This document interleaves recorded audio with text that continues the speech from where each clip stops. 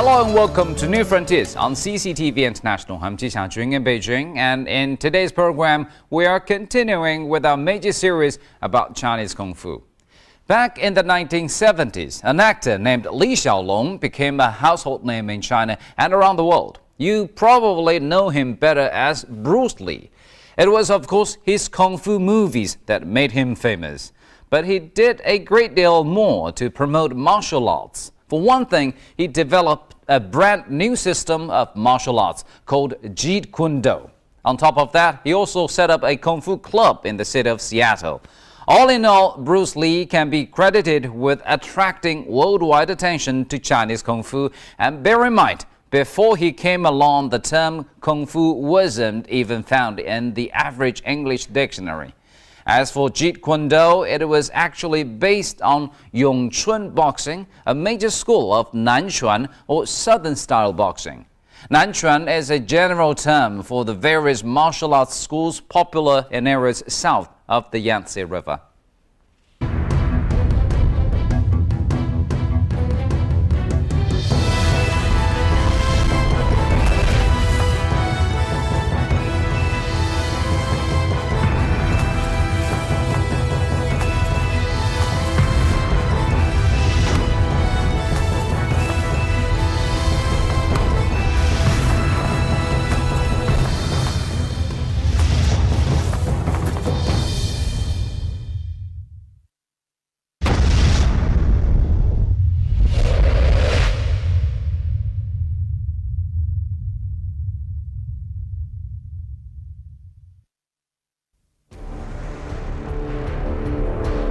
Many viewers will already be familiar with this boxing style, which features steady hand strikes with a sudden explosive force accompanied with short cries. Many of the earlier action movies made in Hong Kong feature this style. It is Southern-style boxing, the style that is particularly popular in Southeast China. Jia Liangliu, Bruce Lee and Jackie Chan are all masters of Southern-style boxing. A rough estimate puts the number of Southern-style boxing practitioners in China and abroad at several dozen million. Of the several major Chinese martial arts schools, Southern-style boxing is the richest in form and the most complex in terms of theoretical principles. It also boasts the largest number of movement routines.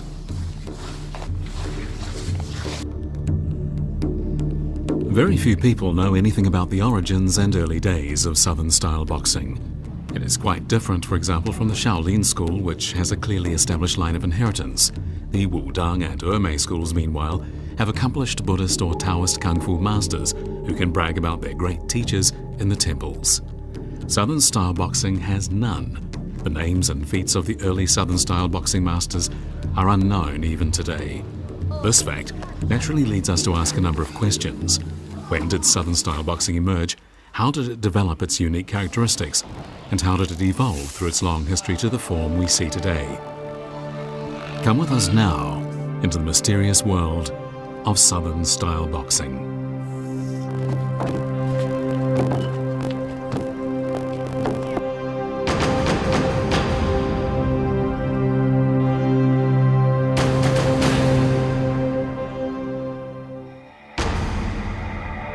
Southern-style boxing is the common generic name given to various forms of martial arts practice in Southeast and South China, but especially those featuring boxing routines found in historical records from the Ming and Qing dynasties. People in Southeast China began to practice martial arts well before the Ming dynasty, but so far no definite records have been found as to the time of its birth.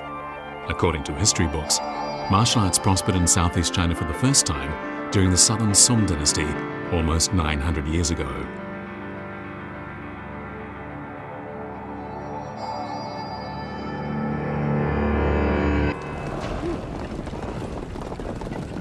After a nomadic tribe from northeast China overthrew the Northern Song dynasty in the year 1127, Zhao Go, who was a prince of the deposed Northern Song dynasty, fled south of the Yangtze River to the town of Linan, present-day Hangzhou. There he established the Southern Song dynasty with himself as emperor under the title Emperor Gaozong. Within a very short time, relatives of the royal family, court officials and noble families converged on the small town of Hangzhou and turned it into a political and cultural center in southeastern China. According to records written by scholars of that time, in Hangzhou there were many martial arts practitioners from all walks of life, aristocrats and common people alike, and martial arts societies were supported by court ministers. Members of these societies mainly practiced wrestling and archery, but on the outskirts of Hangzhou there are also a number of patrol societies composed mainly of young men from farmers' families. These young farmers tended the fields and practiced martial arts at the same time and carried out patrols with bows and swords in hand, and they were always prepared to do battle.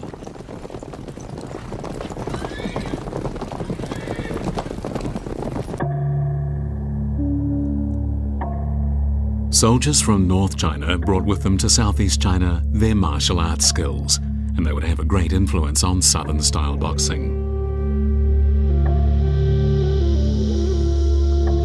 Han Shizhong, Liu Guangshi and Yue Fei, 3 of the 4 army commanders who helped revitalize the Southern Song dynasty, came from the Central Plain. Many history books include comments on Yue Fei's martial arts skills. According to History of the Song dynasty, Yue Fei, when still a teenager, could shoot arrows with both his hands in alternation and make every arrow hit the bullseye. We know that Yue Fei was born in Tangyin in Hunan province in the heartland of the Central Plain. Legend has it that his martial arts teacher Zhou Tong was a master of the Shaolin school of boxing. But whether this is true or not, he certainly taught Yue Fei archery skills along with techniques for wielding the spear and cudgel. Yue Fei was especially good with a spear. He displayed a style that was steady and powerful, and which was greatly admired by martial arts practitioners of his time.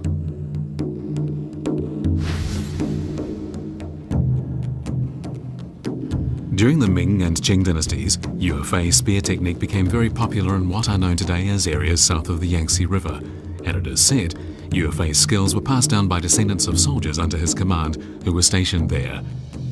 Some of the smooth and powerful moves of Yue Fei-style spear technique can be found in Yue Fei-style boxing, popular in Wuxi and Hubei province, and in parts of Guangdong province inhabited by people of the Hakka ethnic minority.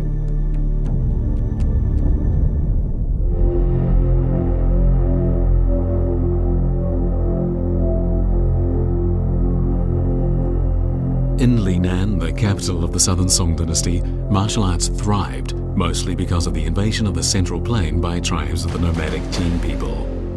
A line from a poem written during that historical period describes the debauched lifestyle that could be seen in Linan at that time. When will the singing and dancing by West Lake end? Zhao Gao, or Emperor Gaozong of the Southern Song dynasty, is known in Chinese history as a weak ruler who yielded to the unreasonable demands of an invading force.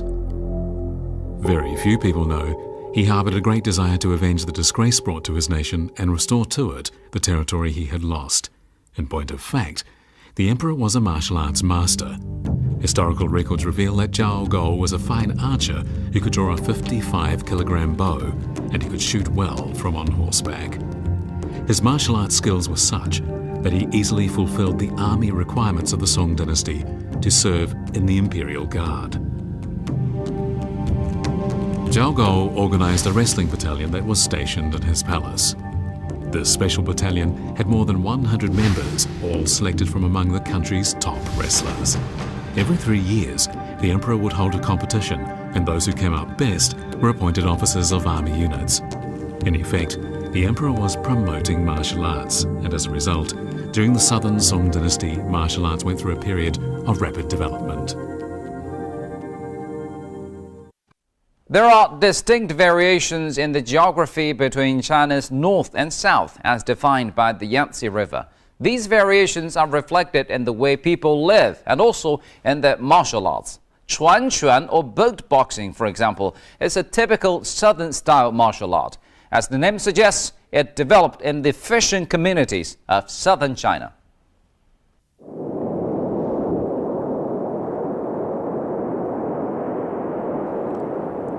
Despite the fact that martial arts styles from North China exerted a strong influence on those in Southeast China, a number of native boxing styles were preserved, thanks to the particular geographic and historical conditions in the Southeast. This is Chuan or boat boxing, a style that is still popular in coastal areas of Jiangsu and Zhejiang provinces. Said to have been invented by a fisherwoman, boat boxing went by its unusual name simply because it was practiced only on boats. Boat boxing features steady footwork, little movement of the lower parts of the body and fist strikes close to the body. The emphasis is on attacks at close range and preemptive strikes. The book, An Account of Martial Arts in Zhejiang Province, published in the 1980s, carries a passage which reads, "Fishermen in the provinces of Jiangsu and Zhejiang were often harassed by pirates. Fisherwomen were raped time and again. To protect themselves, the fisherwomen developed a special boxing style on the basis of their observation of sea turtles catching their prey and on their own experiences fighting back the pirates.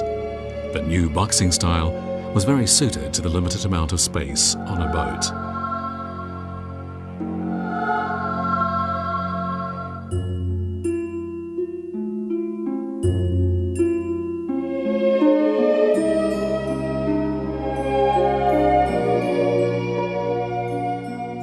It seems then that this boxing style was first practiced by women, but that over time it assimilated more powerful striking techniques and became more suitable for male practitioners. Eventually, the boxing style changed from one for women to one for men, and from one practiced only on boats to one that was practiced on land as well. After the founding of the People's Republic of China in 1949, there was no longer any such trouble at sea, and the original self-defense purpose of boat boxing disappeared. For quite some time, no one practiced boat boxing, but in recent years, dedicated martial arts enthusiasts have sifted through records and traced its history, and the style has been revived. Today, practitioners of this boxing style can be found in a number of areas in southeast China. Boat boxing places stress on the use of a stable squatting posture with the toes grasping the ground. Basically, there are no jumping movements and only a very few high leg kicking moves. The style also places stress on preemptive strikes and fighting at close quarters. Many boat boxing techniques are similar to those of modern southern style boxing, but the routines used in boat boxing are simpler and more primitive. For these reasons, boat boxing is no match for the martial arts of North China, which utilize a great variety of routines. But was Southern style boxing as practiced in the Southern Song dynasty anything like this? Definitely not. Many scholars living in the south of the Yangtze River passed the Southern Song dynasty's imperial examinations for civil service with flying colors.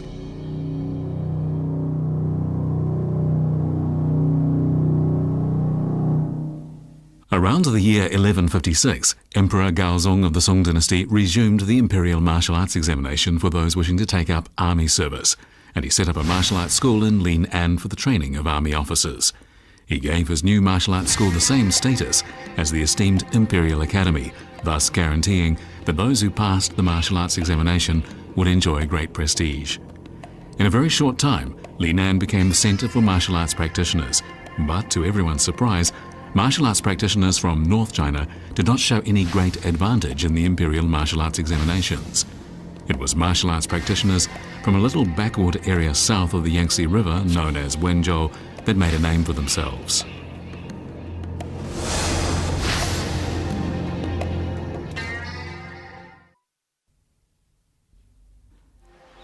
In ancient times, Tangnan County in Wenzhou Municipality was known as Pingyang County, and the county's residents have a long tradition of martial arts that stretches back to those times. Even today, locals can be seen gathering at ancestral temples or Buddhist temples to practice martial arts.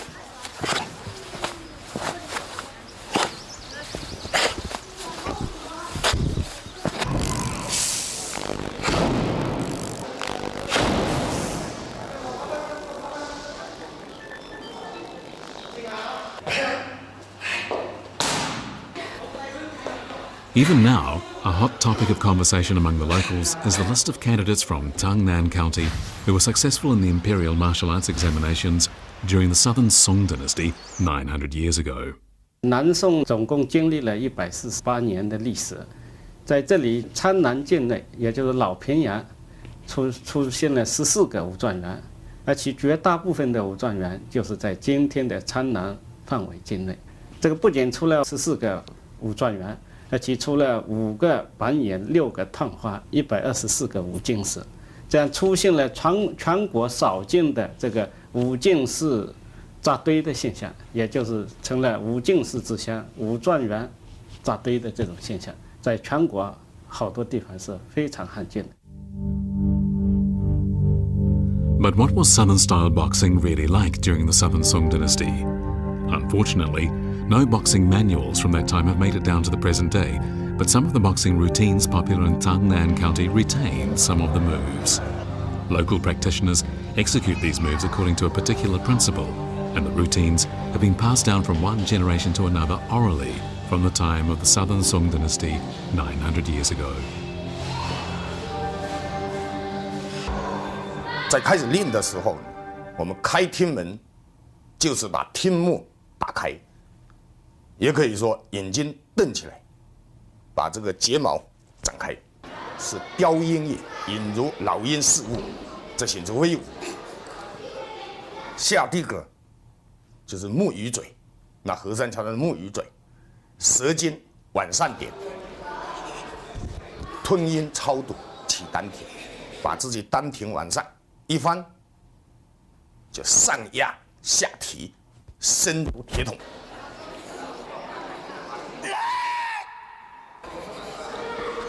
The Southern-style boxing routines practiced in Tangnan County today have been passed down along a family tree, and the names of the routines are seldom found in manuals of martial arts practiced in other parts of China.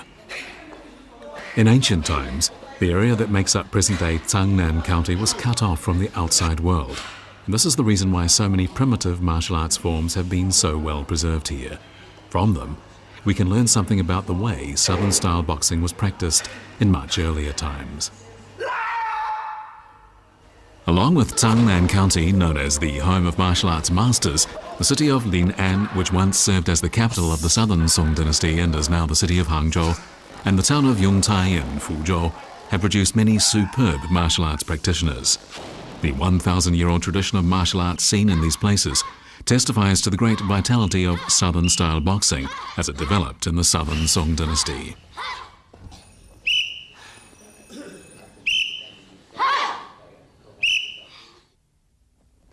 When a nomadic people from northeast China conquered the Central Plain and founded the Yuan dynasty, a dark age for martial arts in southeast China began. To consolidate its rule, the Yuan imperial court issued several decrees banning the practice of martial arts by the common people. A decree issued by Emperor Shizu said, "Any civilian who carries iron weapons must be sent to the government and punished." A decree issued by Emperor Wuzong said, "No civilians are allowed to hunt with bows and other weapons." A decree issued by Emperor Yingzong said, "No civilians are allowed to hunt or practice martial arts with weapons." The imperial court forbade all civilians from owning any kind of weapons, and people caught with a weapon were jailed and in many cases beheaded. In more serious cases, an entire clan could be executed. In southeast China, martial arts faced unprecedented suppression.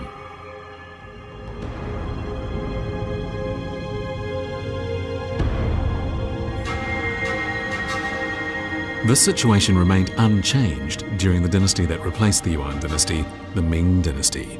Zhu Yuanzhang, the dynasty's founder, was originally little more than a man of leisure, and presuming, perhaps not without some cause, that the people would rise up against him, he adopted an overcautious approach toward the practice of martial arts. By the middle of the Ming dynasty, however, Japanese pirates were regularly carrying out raids along China's southeastern coast, and this presented martial arts in southeast China with the chance to thrive once again.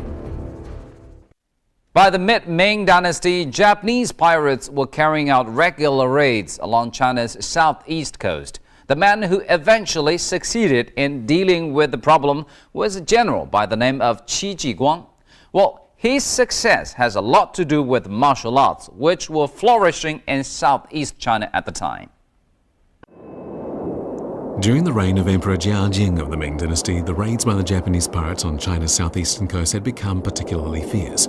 But as well as the Japanese pirates, Chinese bandits were running rampant on the sea, looting everything they could and killing everyone they came across. Larger bands of Japanese pirates could rally more than 100 boats and 10,000 men to attack cities along the coast in the provinces of Zhejiang and Fujian, and they killed, burnt, raped and plundered at will. Martial arts skills mastered by civilians along the coast, as good as they were simply not enough to fight back the ruthless Japanese pirates. Qi Jiguang, an outstanding army commander from North China, was dispatched to fight the Japanese pirates, and he soon cramped their style. Qi Jiguang was from a family of army commanders in Panglai in Shandong province, but he was not only a strategist, he was also a martial arts master. During the years he led the Chinese army in its fight against Japanese pirates along the southeastern coast, he wrote several books on military affairs and martial arts that are now regarded as masterpieces. Around the year 1560, Qi Jiguang was transferred to Taizhou in Zhejiang province, where the raids by Japanese pirates were the most frequent and vicious. He knew well that his soldiers would be able to defeat the Japanese pirates only after they had mastered martial arts to a sufficient degree. And so, with this fact in mind, he wrote a combat manual in which he included the following. A student of boxing must use his body flexibly and keep the movements of his feet light but steady so that he can charge forward or retreat with ease and kick his legs high with force. When he has reached this point, he will be able to jump high and stand on his hands as he wishes, and his fist strikes will be fierce and fast.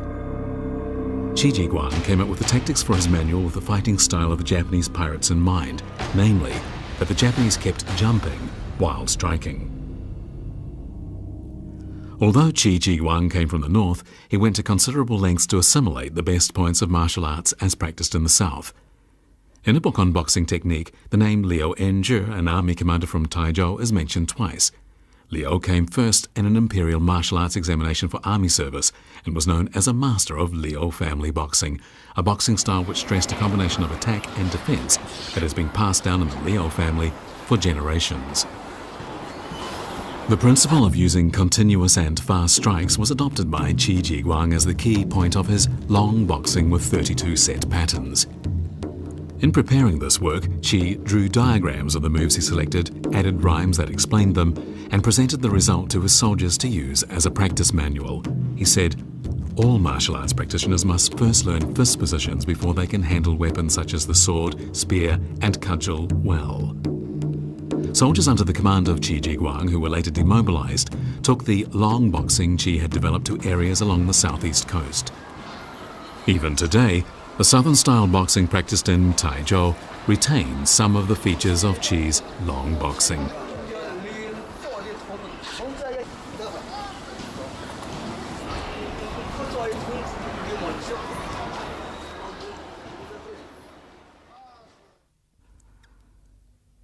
As a military strategist, Qi Jiguang was well aware of the limits of combat using only the hands and legs. In fact, at the very beginning of his manual, Discipline and Efficiency, Key Points on Boxing, Qi Jiguang wrote, "Boxing is useless in real combat." The reality was that Ming Dynasty soldiers fought with swords and spears and would never have been able to be victorious in a real battle using only their boxing skills. In one of his books, Qi Jiguang made glowing remarks about Yu Dayou, a master of the cudgel and a famous army commander who fought the Japanese pirates in southern Fujian province. As the commander of hundreds of thousands of soldiers, Yu Dayou emanated the character of the lone chivalrous man, and his contribution to the development of martial arts in southeast China during the Ming Dynasty was enormous. Some of the remarkable martial arts skills he utilized had been passed down to him through a branch of the royal family of the Song Kingdom that had ruled the southern part of Fujian province hundreds of years before. Later, he learned Shaolin-style cudgel, and he became the greatest master of the cudgel of his era. Even martial arts masters of Shaolin Temple regarded the cudgel skills of Yu Dayou as the real thing.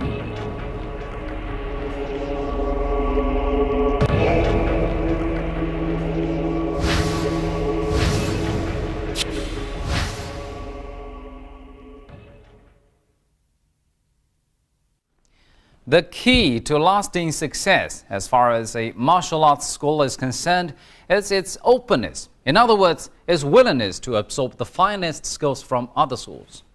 Qi Jiguang provides a good example of this. He came from the north, but by adopting the best elements of southern-style martial arts, he was able to create the highly effective long boxing.